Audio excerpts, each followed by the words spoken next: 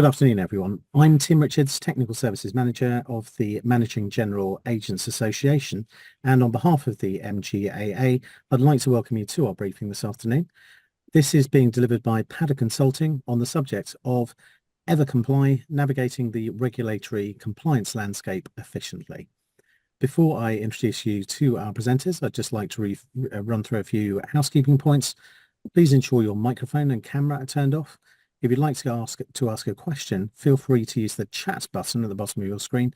Time allowing, these questions will be asked and answered at the end of the event.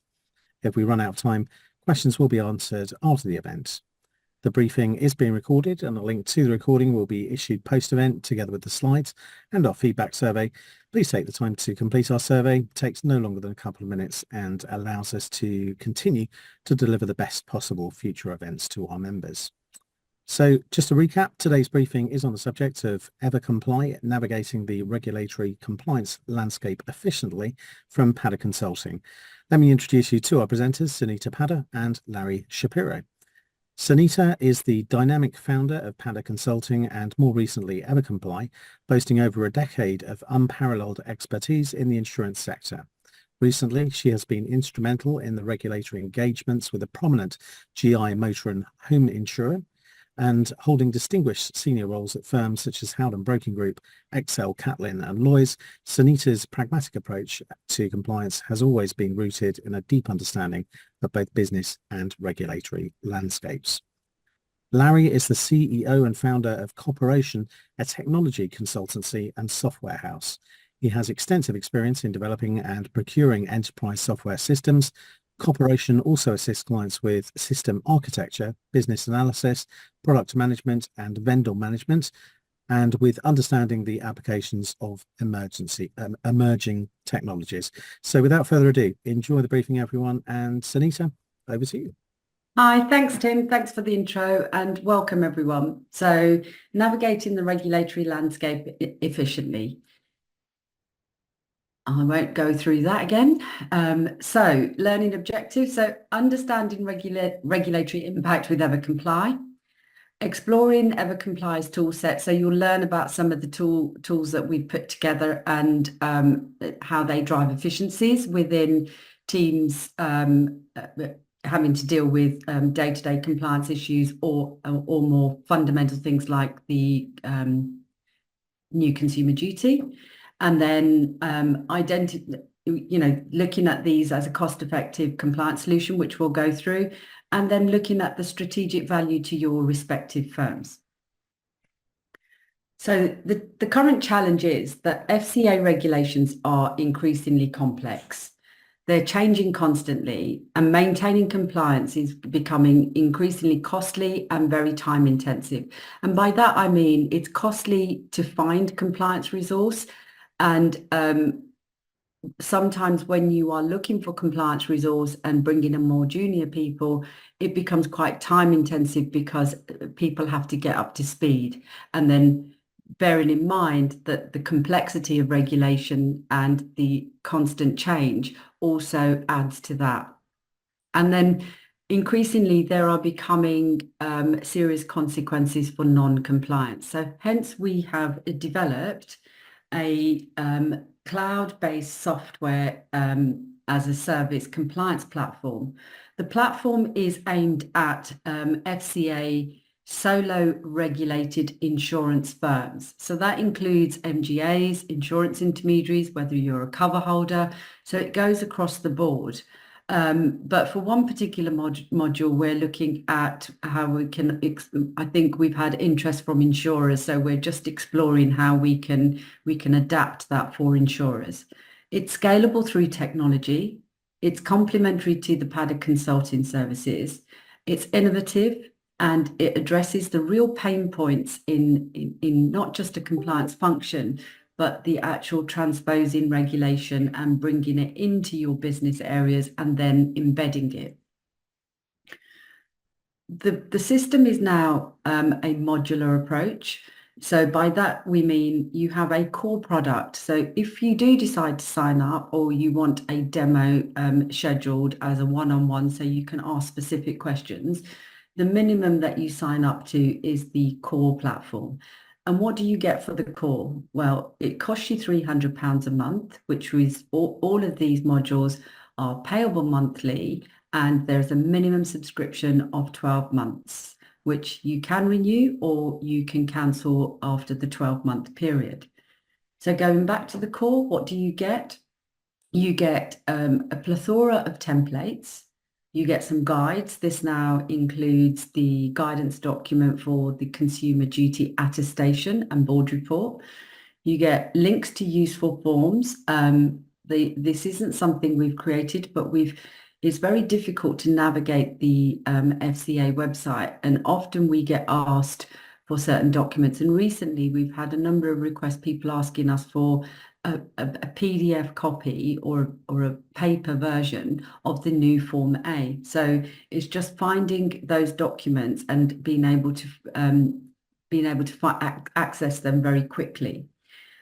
Horizon scanning and key regulatory events. So you've got a calendar in there that shows you all the key regulatory events that are coming up. And I know that a number of you benefit from receiving the regulatory calendar from the MGAA. This just breaks it down as a rolling calendar, so you can see the past dates, you can see what's coming up going forward. We've created a number of regulatory summary docs within the platform, and by that there is a number of things that come out from the regulator, and you think, well, it's not a policy, they're not asking me to implement something, but I do need to do something with it.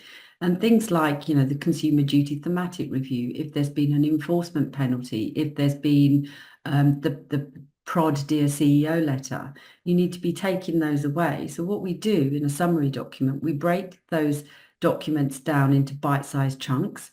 We then put in there something around the suggested actions that a firm can take. You're able to download those Word documents. You can add an additional column on there, and then you can put your own status updates into those respective documents.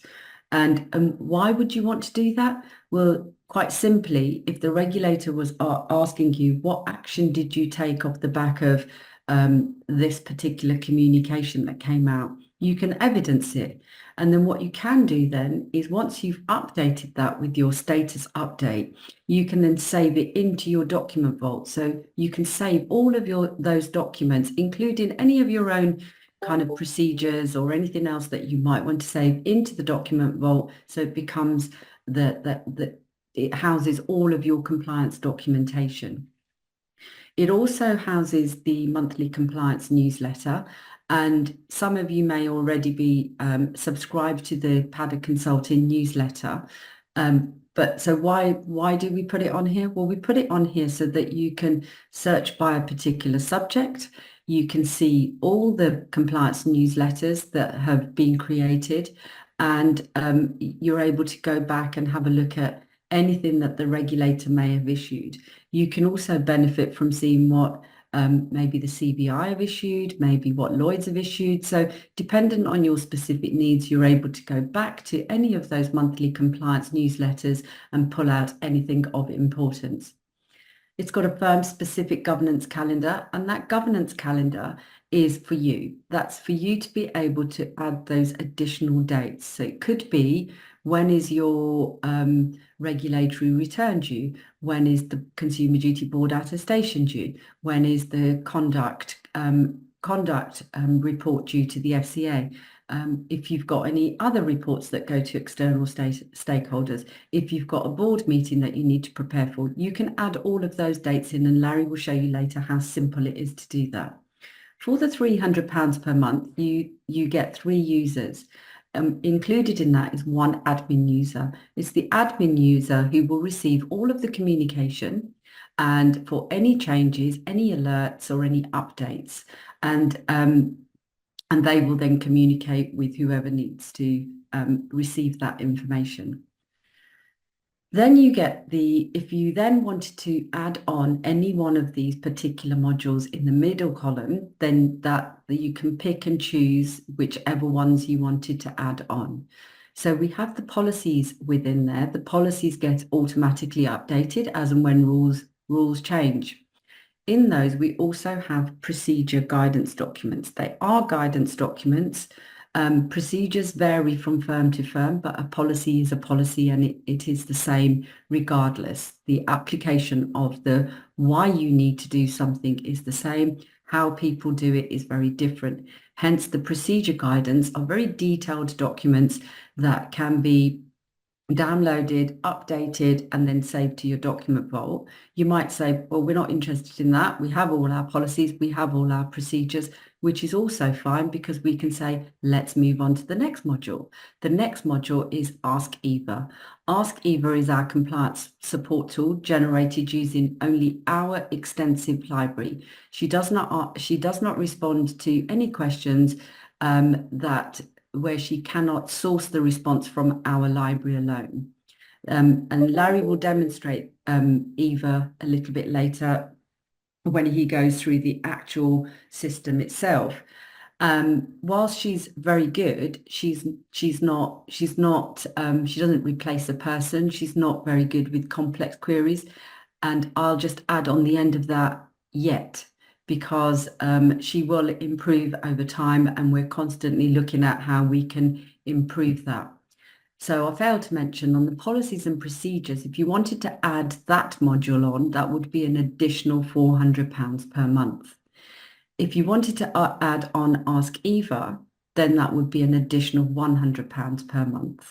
So we've got £300 for the core, £400 for policies and procedures, and £100 for Ask Eva. That now leaves us with the Consumer Duty Toolkit. Now, the Consumer Duty Toolkit has just been launched, and I will leave it to Larry to demo the toolkit, and we'll spend some time on that. But it's around you inserting your inputting all of your product information, and you don't really have to think about qualitative responses. It's either a yes, no response, or it'll be on a scale of 1 to 5. There will be a few questions that require a quantitative response, i.e. such as the number of complaints received. But what it does do, it produces a consumer duty report. It also provides you with the gaps. The report provides you with all the gaps within your 4 customer outcomes, your 3 cross-cutting rules, and your governance and culture. So that would be an additional £400 per month. So for those of you who've been doing the maths, that works out to be £1,200 a month.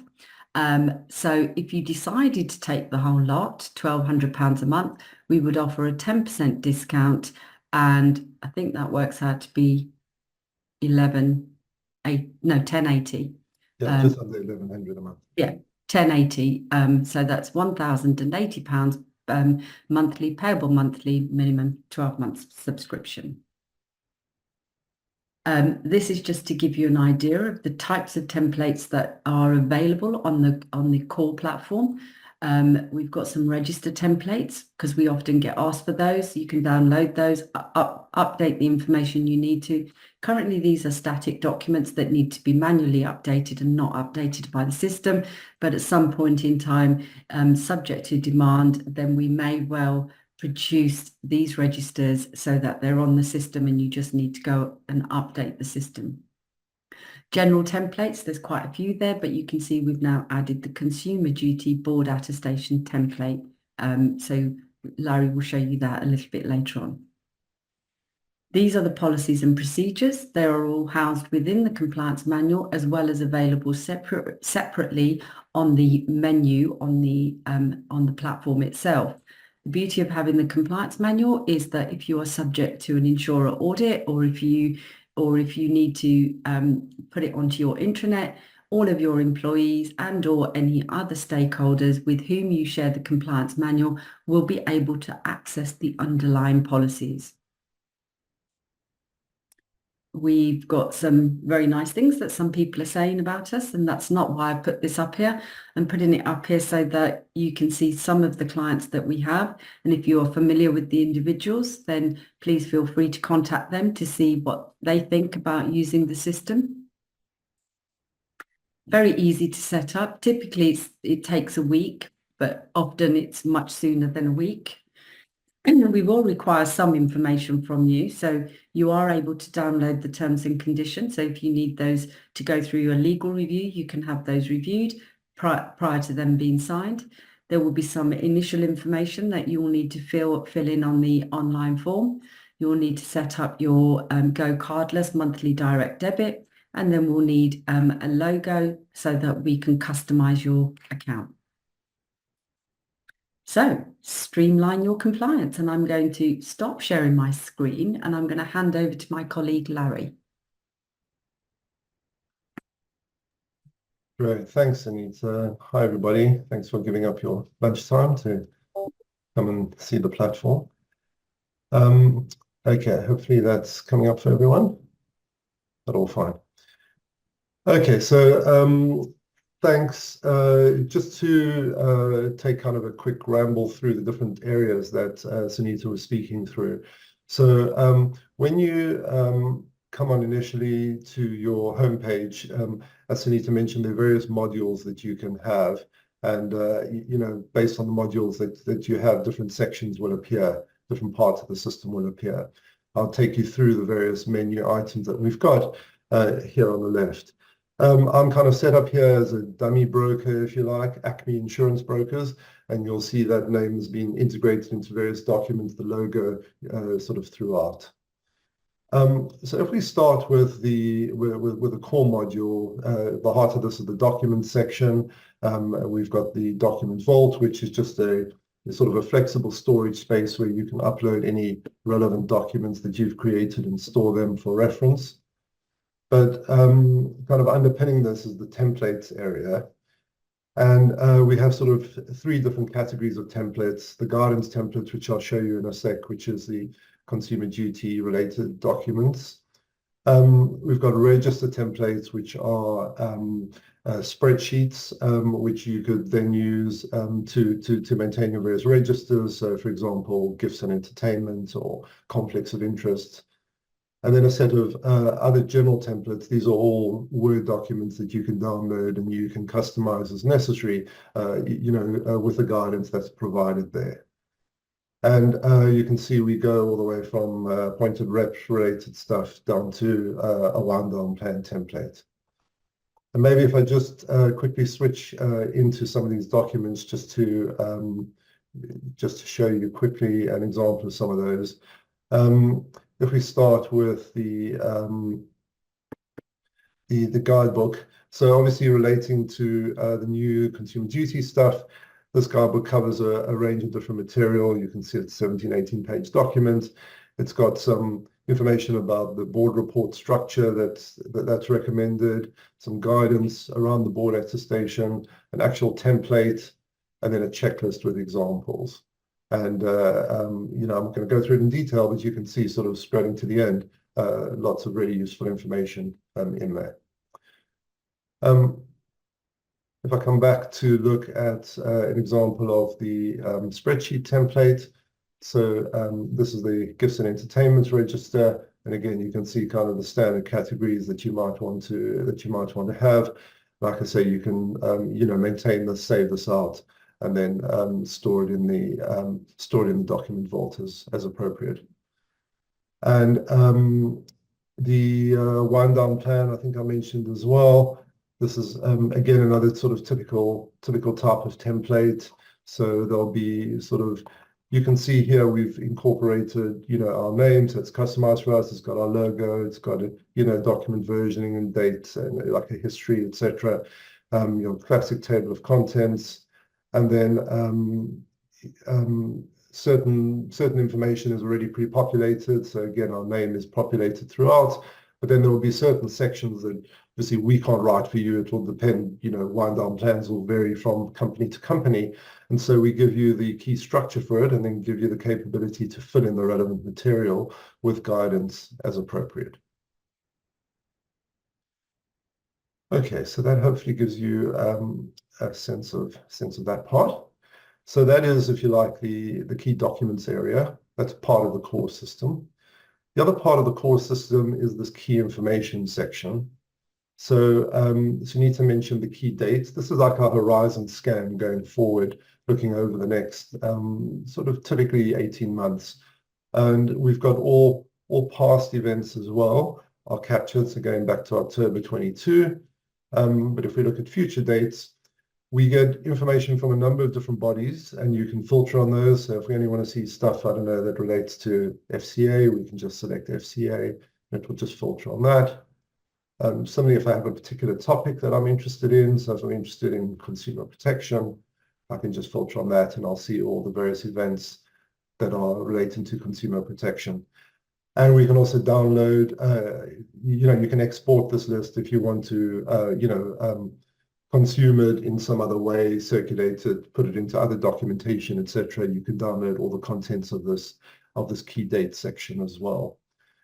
If you click on any of these links, it will take you to the relevant sort of reference location. So if we, I don't know, if we're interested in financial crime and we're interested to see what's going on with PEPs, it takes us straight into the relevant deep link on the FCA website. Sunita mentioned you can also add your own key dates. So you can see here some stuff in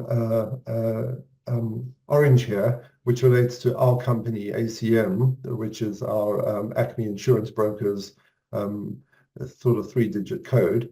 And again, it's always at the bottom here. So if I want to filter on that, I can filter on that as well. So these are own calendar events, our individual calendar events that we've added in, so we've got, an RMR submission date, we've got a review of a policy, etc. And some of these get added automatically. So in the policies and guides section, which I'll talk through in a few minutes, when you can set up a policy review date, and that will automatically be put into this calendar. But you can also manually enter a key date, and you can select, the date of a calendar. You can select, whether it's a daily event, a month event, a quarter period, etc. You can give it a category classification and put some details in there. And then anybody logging in on the home page can also see, you would have seen one of the panels of the key dates. You sort of at a quick summary level, those items will appear, including our own ones. So that's the key dates section. The summaries and actions, as Sunita mentioned, that's a number of sort of specific thematic areas where we've identified that it would be useful to have some additional information which is shared. So in this case, for example, if we took the multi-occupancy building insurance area that came out, you can see sort of a typical document will have a bit of background to it. It will then summarize the key outcomes of whatever's coming into force, and summarizes, most importantly, the action that firms need to take. So it just really makes it very simple for people to understand, what needs to be done. That's the summaries and action section. So you can see some of the things we've dealt with recently: the FCA business plan, product governance, thematic review, dear CEO letters will typically appear here, etc. Diversity and inclusion, so a number of different summary and action documents. We then also have useful forms. So these again are just deep links to useful forms. So I don't know if you need your complaints returned, you can just click and it will take you straight into the relevant form. And similarly, useful links. We recently just updated some things relating to, obviously the usual things like connect and reg data, etc. But say TOBAs, we recently added some new stuff in relating to TOBAs. So again, just trying to make it really simple and easy for the compliance team. Sunita also mentioned newsletters. So there's a monthly newsletter that comes out from the PATA consulting team. And what we've got here is a history of these going back over quite a period of time, so going back to February 22, sort of a brief summary of the items that are covered. But then you can always just click into the detail. This is the April newsletter, a summary of the key topics at the top. But then there's links covering things from the FCA, topics of interest, Lloyd's updates, PRA updates, BOV, FOS, and then going all the way to Central Bank of Ireland as well. Okay, so you can see quite some general FAQs. You can also manage, you can monitor user activity, so you can just see, who, this is typically designed for the compliance team or people connected with compliance to log in. And if you're an admin user, you can also manage your users through the system. So you don't have to come to us to do that. You'll get 3 is standard, but you can extend that number. So this sample company has 5 users, for instance, and you can add a user and remove a user through this interface as necessary. Okay, so that deals with core. The second module that we'll speak about is the policies module. So this is where we basically produce a complete set of policy documentation for you, and we maintain those policy documents as relevant regulations change. And then we let you know anytime a policy has been updated, and you can see what updates have been made. So quite a comprehensive set of policies. We have the compliance manual that sits at the top above everything, and then underlying set of policies kind of A to Z, in this case from anti-bribery through to whistleblowing. There are some options here when you set up initially based on particular permissions that you might have. So if you have appointed reps, or if you have client monies permissions, for example, or credit broking permissions, then different parts of the policy block will be provided or excluded. To look at a sample policy, they're all structured the same way. So we can click and download it. This is a kind of an anti-bribery policy, for instance. Again, it's got our name here, it's got our logo, it's got a date. You can also define who the relevant parties are to govern and who the policy owner is. Now that will vary from firm to firm. So there's a section here, key parties, where we give a standard set, but you can delete these, you can add new ones, you can define who the defaults are for any new policies that get created. So it's pretty comprehensive. And if you continue through, again, it has your table of contents.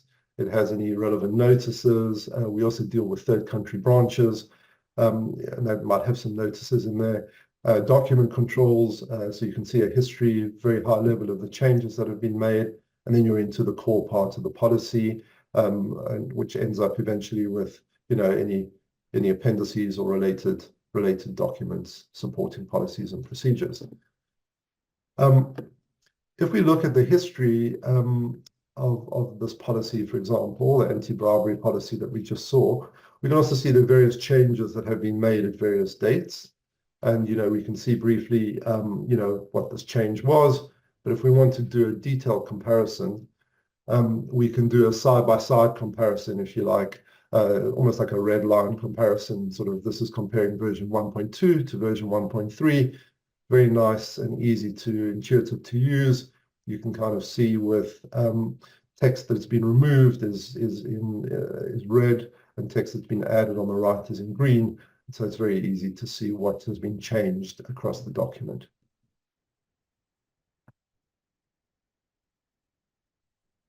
And similarly with the compliance manual, so the compliance manual is sort of the master document, if you like, which has, if I go into the table of contents, we can, for each policy, we have sort of a high-level summary of it.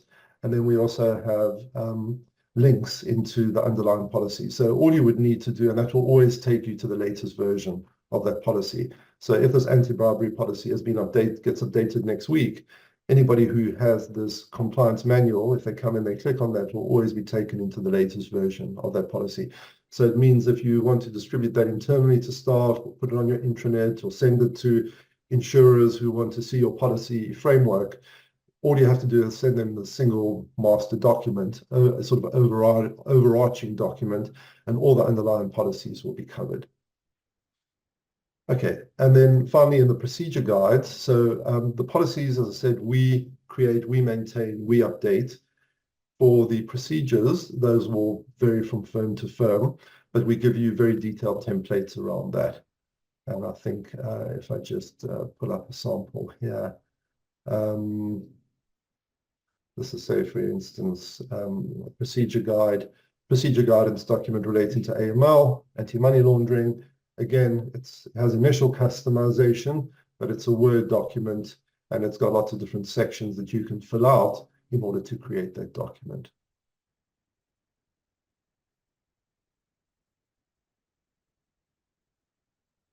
Okay, so the next thing I'll show is maybe Ask Eva, and then I'll come and obviously leave time for Consumer Duty, which I know is of a lot of interest. We're getting a lot of inquiries around that and doing a lot of demos around that at the moment. Just to mention, anytime an update is done to the policy or to any other part of the system, you'll be notified about it.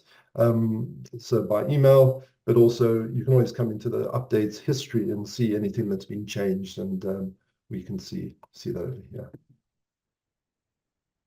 Okay, so Ask Eva is about to come out of beta. It is our kind of little AI engine where we've got a set of about 1,000 pages of compliance documentation that we've prepared and we've trained this AI system on. And you can basically, it's very simple. It's a little bit like, using ChatGPT. You can just type in your query, and it's particularly targeted at answering questions on compliance, on UK compliance as set out by the FCA. So samples that we've got over here is, as you can just see the sort of type of questions it's very happy dealing with. Somebody wanting to know what's a vulnerable customer, give you an answer.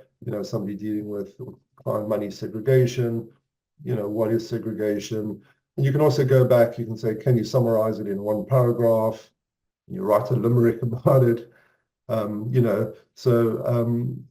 really responds in a very kind of intuitive way to questions that people might have.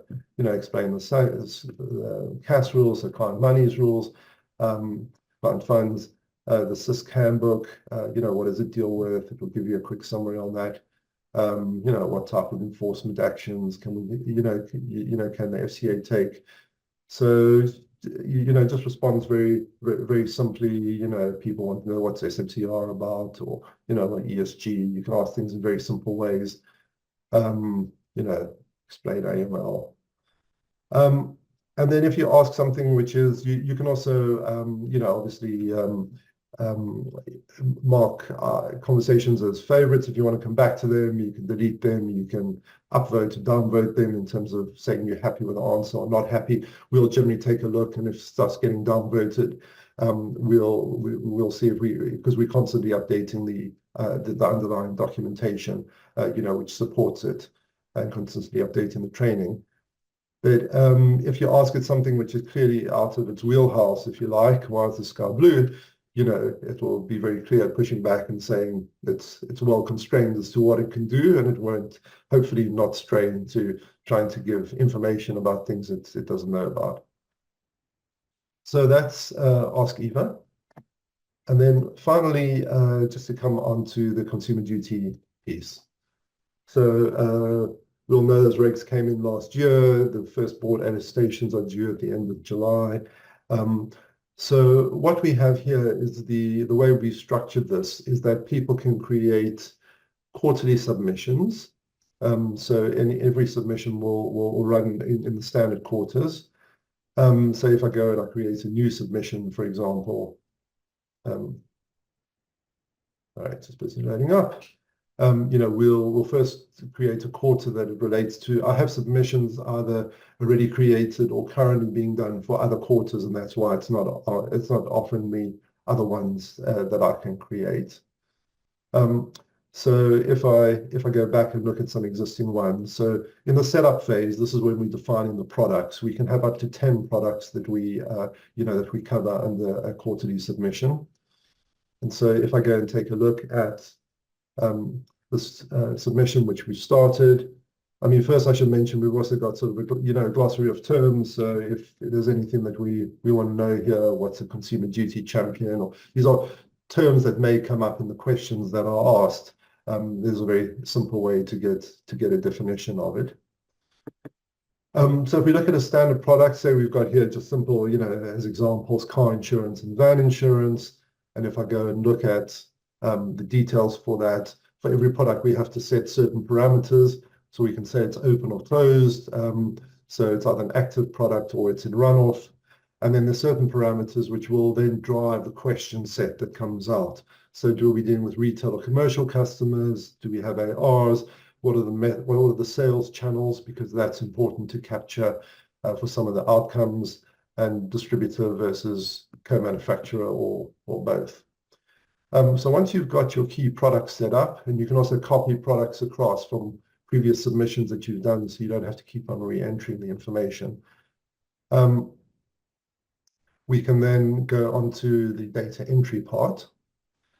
And so if we see here, if I resume that at the data entry stage, so what we have here is our 4 product outcomes, outcome 1, 2, 3, and 4. So our first one is obviously products and services. Our second one is price and value, and so on. And for everyone, we have a set of questions that the team has prepared. And a lot of them, as Sunita mentioned, are yes/no questions. Some of them will also be, percentages or ratings, etc., that you have to answer. None of these are compulsory, so you can determine how many of them you kind of wish to answer, if you like. But you can also highlight any questions that haven't been answered. And we have like a percentage completeness, so you can see for each outcome how far you are on your way through, because it's obviously quite a lot of information to capture.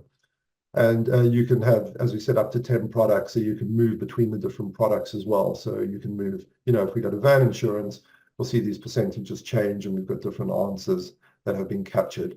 And different members of the team could enter different information for the different insurance products that you have and services. So that deals with the 4 outcomes. We've also then got cross-cutting questions, so we can then move forward into cross-cutting. And there's a set of questions in, as Sunita mentioned, the 3 different principles for cross-cutting, which you can cover off. And then there's governance and culture. And finally, you get to your confirmation screen. And on the confirmation screen, only the admin user would be able to kind of submit. So if I'm an admin user, you can see up here, but if I wasn't, this button would be disabled.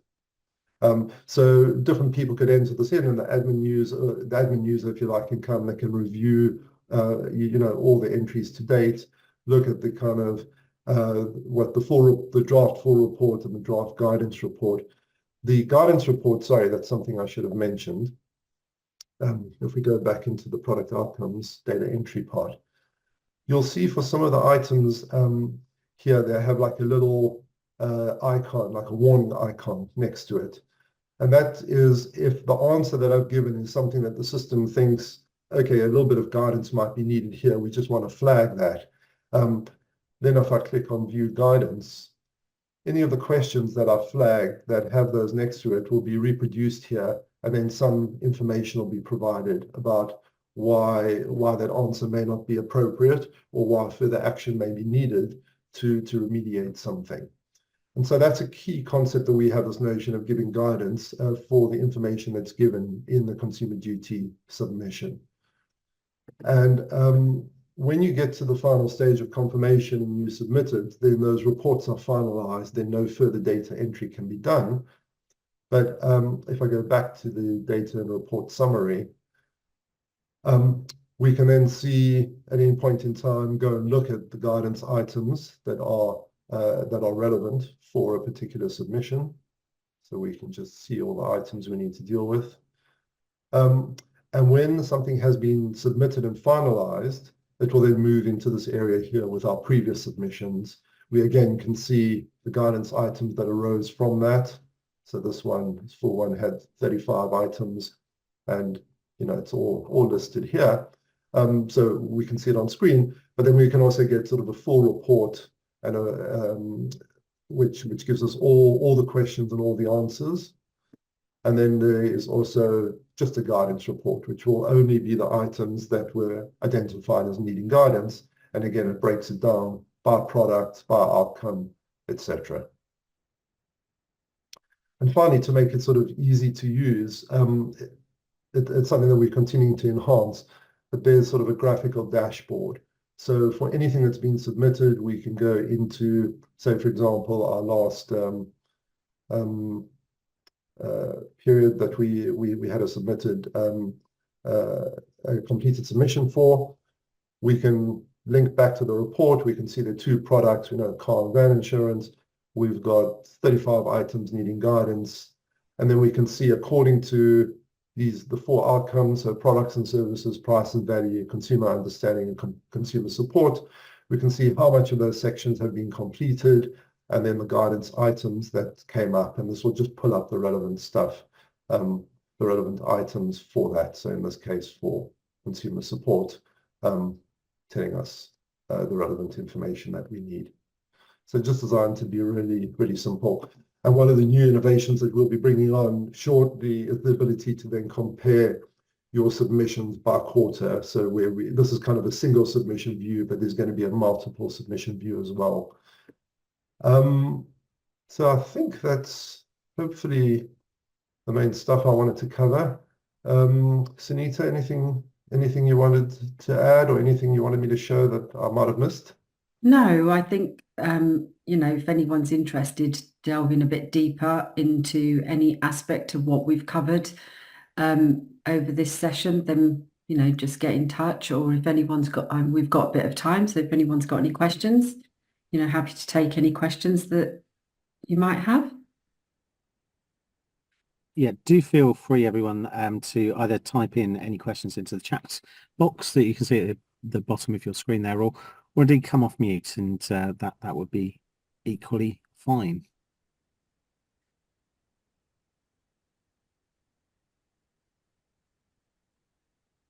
No? Crystal Doesn't clear. look like it. Doesn't look like it. I think everyone's happy with that. I think Sunita and Larry. Happy to get a bit of lunchtime back. Yeah. Always the best part. Terrific. Well, thanks very much for that. And let me just close off the meeting then. So once again, thanks to both of you for your presentations today. I know many of you will have found that extremely valuable. And you can reach the presenters at the contact details. Well, actually come via me, and that is tim.richards@mgaa.co.uk, and I can pass those on to Sunita or Larry. So yeah, thanks to all of you for joining us. Don't forget to provide your feedback and look out for forthcoming MGAA events, and hope you all have a productive afternoon. So thanks everyone yet again, and Larry and Sunita, thanks very much, and we'll see you all soon. Thanks, guys. Thank you very much. Bye. Thank you.